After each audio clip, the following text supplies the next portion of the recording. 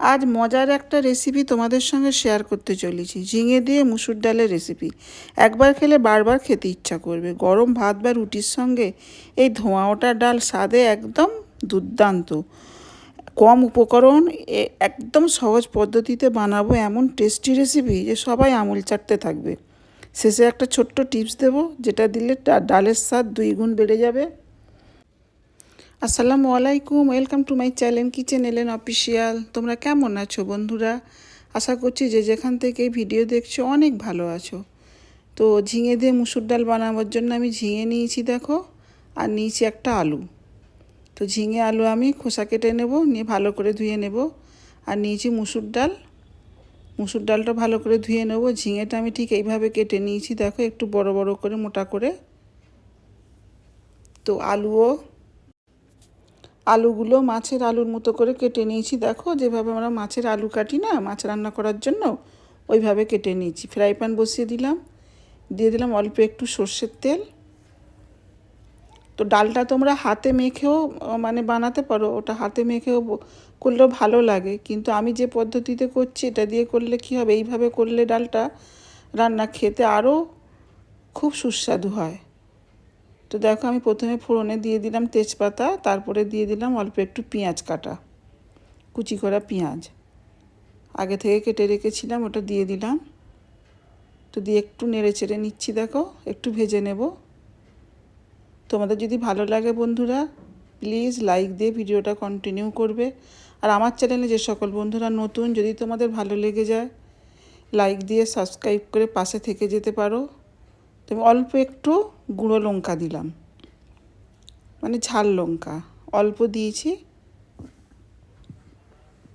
দিয়ে হালকা একটু নেড়ে নিলাম। তো মুসুর ডালটা আমি আগে থেকে ধুয়ে রেখেছিলাম, ধুয়ে রাখা মুসুর ডালটা দিয়ে দিলাম, দিয়ে একটু নেড়ে নিচ্ছি দেখো।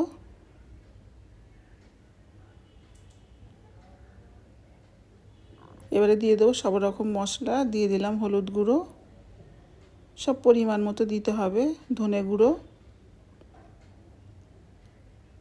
আর জিরে গুঁড়ো। এগুলো দিয়ে একটু আবারও নেড়ে চেড়ে নিচ্ছি। আমি পরে এটা কাঁচা লঙ্কা দেব, এই জন্য আমি ঝাল লঙ্কা গুঁড়ো কম দিয়েছি। দিয়ে দিলাম 1/2 চামচের মতো আদা রসুন বাটা।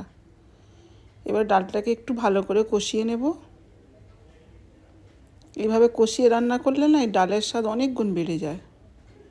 ডালটা হাফ সিদ্ধ হয়েছে দেখো, আমি এই পর্যায়ে দিয়ে দিলাম কেটে ধুয়ে রাখা ঝিঙে আর আলু, দিয়ে ডালের সঙ্গে একটু নেড়ে চেড়ে নিচ্ছি।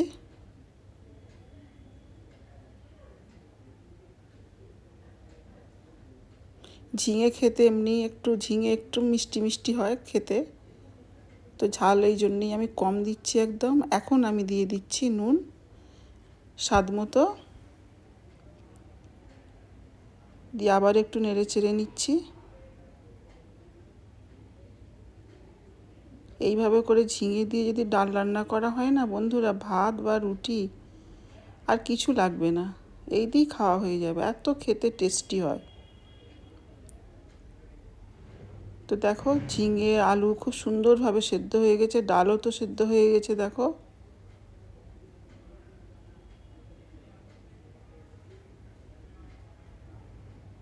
খুব ভালোভাবে সেদ্ধ হয়ে গেছে। এই পর্যায়ে আমি দিয়ে দেবো কাঁচা লঙ্কা, চেরা কাঁচা লঙ্কা দুটো, আর দিয়ে দেবো অল্প একটু টমেটো কেটে রাখা, দিয়ে আর অল্প একটু মানে আমি রেখে দেবো, অল্প একটু ঢাকা দিয়ে রেখে দেবো।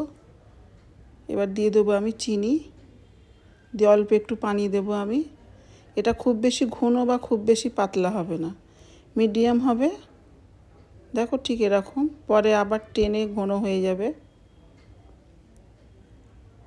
সব কিছু খুব সুন্দরভাবে সেদ্ধ হয়ে গেছে, ঠিক এরকম হবে, এরকমটা থাকবে। কী যে সুস্বাদু হয় এইভাবে ডাল রান্না করলে ঝিঙে দিয়ে, এই গরমে খুব ভালো লাগে খেতে। দেখো আমি গরম গরম পরিবেশন করে নিচ্ছি। দুর্দান্ত স্বাদের ঝিঙে দিয়ে মুসুর ডাল পুরো রেডি। কেমন লাগলো তোমাদের?